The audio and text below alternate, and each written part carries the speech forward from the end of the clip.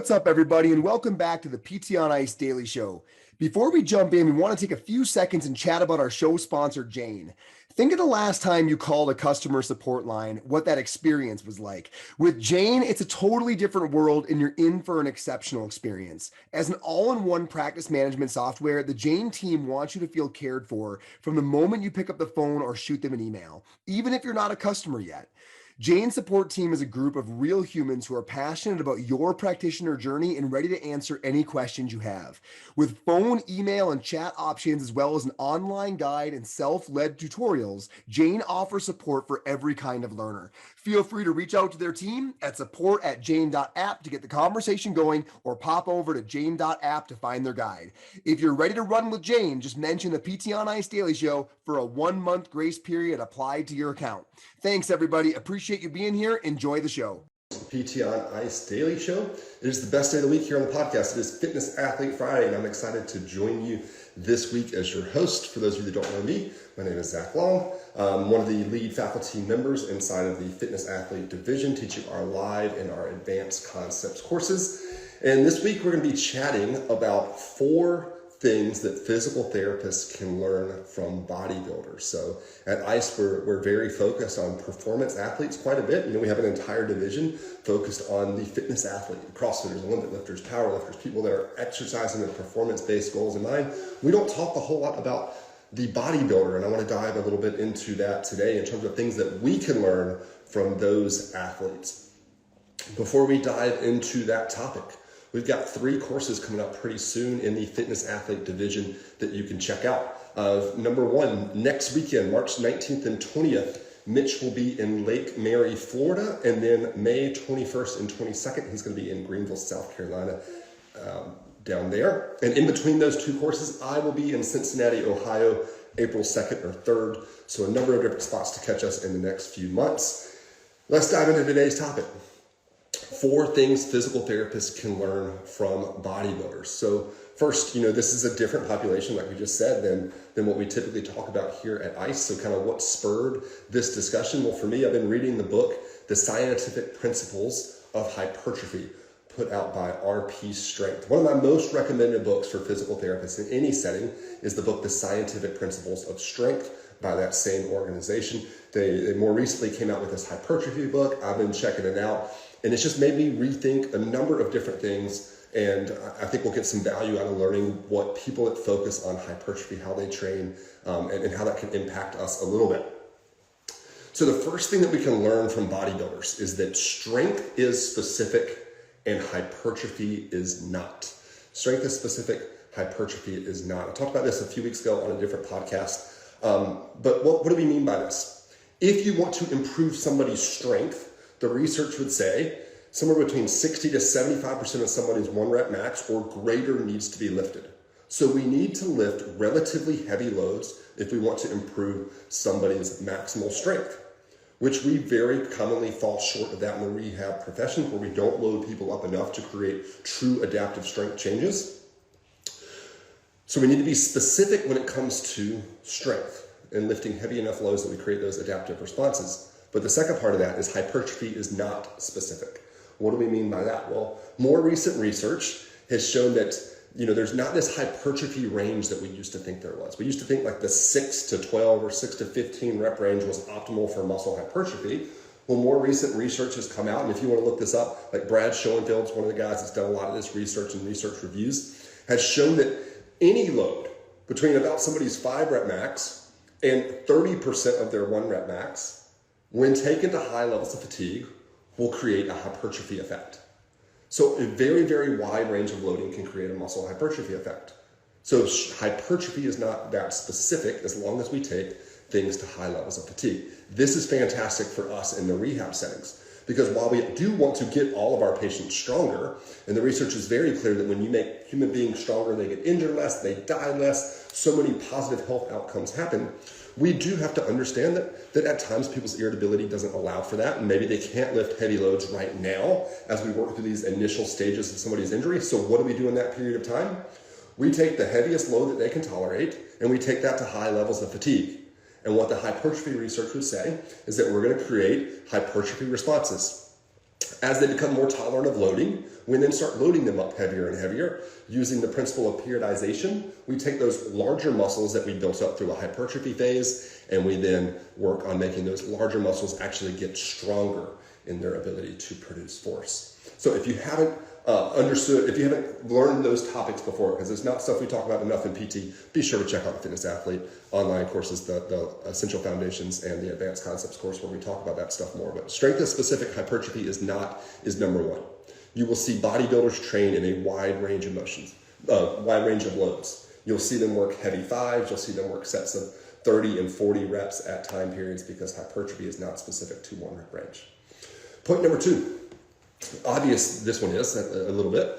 Bodybuilders focus on hypertrophy over performance. So what do I mean by that? They don't care about improving their strength or any real performance metric outside of the fact that progressively overloading the weights that they're lifting is going to be the adaptive stimulus for muscle growth.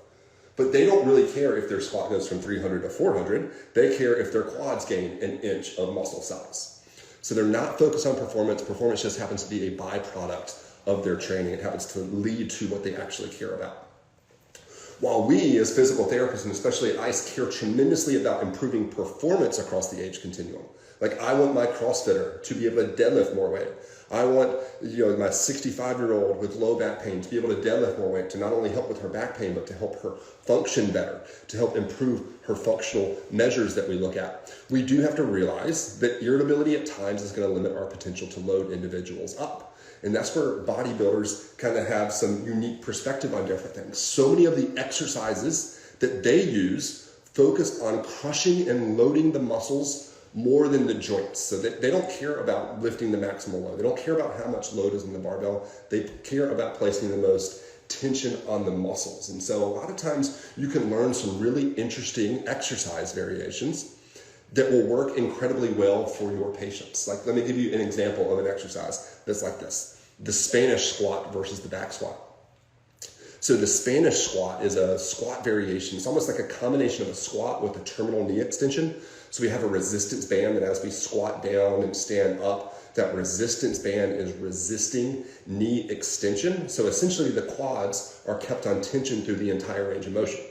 Versus with a typical squat, as you stand up and get towards the top, the quads don't have to work as hard to extend the knee as they do at the bottom when they're on maximal stretch. But that Spanish squat keeps that constant tension on the quads, but it doesn't require near as much loading as a back squat would in terms of what it takes to create significant tension and muscle burn on the quadriceps.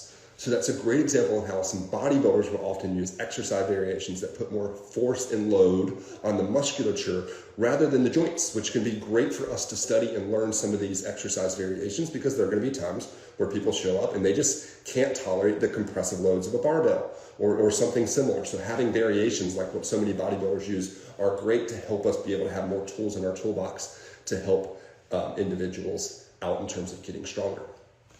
Number three, bodybuilders really understand how changing body position can affect loading. And this is something that's really fun to play with in your own personal journey and fun to play with different individuals. I'm going to use the example of a standing shoulder lateral raise, shoulder going in from 0 degrees of abduction to 90 degrees of abduction. What we commonly think of as an exercise to train the deltoids. It's also fantastic for loading the rotator cuff. So I use these quite a bit in individuals with rotator cuff related shoulder pain. And one thing I see in my population a lot, treating primarily CrossFitters, is a lot of individuals that have pain initiating the overhead press, whether that's their handstand push-up, whether that's a bench press, whether that's a standing overhead press. It's that initiation that's most painful. And when you look at something like a lateral raise, if the initiation of a press is painful, very commonly that initiation of the lateral raise can be really painful too. But once they get past those first few degrees, the pain significantly reduces. And then they can do that while they're still feeling that area of the cuff being loaded, still feeling a little bit of irritability in it. It's not so much that we feel like we're overloading that tissue. Well, bodybuilders have a lot of different exercise variations that they'll utilize to that we can utilize to work around this same effect. So let's take the standing lateral raise. If standing and doing it really bothers the shoulder just in those first few degrees, we could do a leaning away lateral raise. So we can grab like a rack. Let's say I'm doing a right shoulder lateral raise. I grab the rack with my left arm and actually lean away. So now my arm's sitting in a little bit of abduction to start, 15 to 20 degrees. And then I do the lateral raise. And that avoids that range of motion that's really irritable while focusing on the range of motion that creates the amount of irritability that we want. Next, we can then progress that to where we're doing the standing lateral raise, or we could progress even more to where we lean away. So now we're really emphasizing that starting position if we're leaning away from the side that is doing the shoulder abduction. So in your own exercise routine, play with different changing body positions as you do different drills. Like in your warm-up, see what happens when you squat torso super upright, torso forward, lateral raise, doing examples like I said there. Play with that in your own movement practice and you'll find a lot of different ways to make subtle alterations to how exercises are done. Fourth thing I think we can learn from bodybuilders is an understanding of how different tools and loading implements affect when the muscle is targeted. So let me break that one out for you a little bit. Let's take a shoulder external rotation, for example. We can load it with 3 different pieces of equipment. We can load it with a dumbbell, we can load it with TheraBand, we can load it with a cable column. And those 3 different loading implements are going to have different effects on when that joint and musculature are loaded. So let's take the band. I'm looking at the camera right now. Let's say I'm doing shoulder external rotation at 90 degrees and the band is at the camera. So the band's directly out in front of me. When my hand is down, that band is slacked quite a bit. As my hand goes up, the loading increases significantly. So that exercise gets harder the more I get towards 90 degrees of external rotation. Let's go the opposite. Let's go with a dumbbell. Same movement, same motion happening, same positions, but now in the top position, there's significantly less force on my posterior rotator cuff. As my arm goes down and gets closer and closer to parallel to the ground, now gravity's putting more, the moment arm is becoming significantly bigger. And so as my arm goes into internal rotation with an external rotation at 90 degree exercise, that exercise becomes more difficult. So the band strength curve and the dumbbell strength pieces are the exact opposite in that situation. Or a cable column is different than both of them. So a cable column, now the weight is vertical because it's sitting in that stack and we're just using a pulley. So during the cable column external rotation, the loading is actually going to be fairly consistent in all of those positions, depending on where we put the load in terms of where the cable is positioned. But a cable column is going to be significantly more evenly spread out in terms of its loading across the entire range of motion. And bodybuilders think about that quite a bit. And I don't think we as physical therapists think about that quite as much as we should. Because if we change which loading implement we do, it's going to significantly load different portions of the range of motion more, which can have positive and negative effects. And sometimes that can be the big difference between somebody being able to do an exercise with no or low pain and somebody being able to do an exercise or not being able to do an exercise because of too much pain. So I hope that gives you a few things to think about in terms of your exercise prescription. Again, that book that I recommended earlier, The Scientific Principles of Hypertrophy, it's on Audible. I listened to it on Audible. Some of the graphs would have been nice to have read in person, but I still picked out a lot of valuable information from that book that will be very, very clinically relevant. Their other book is The Scientific Principles of Strength, which is a fantastic read. Hope to see you all in upcoming courses inside Fitness Athlete Division and ICE as a whole. Have a wonderful weekend.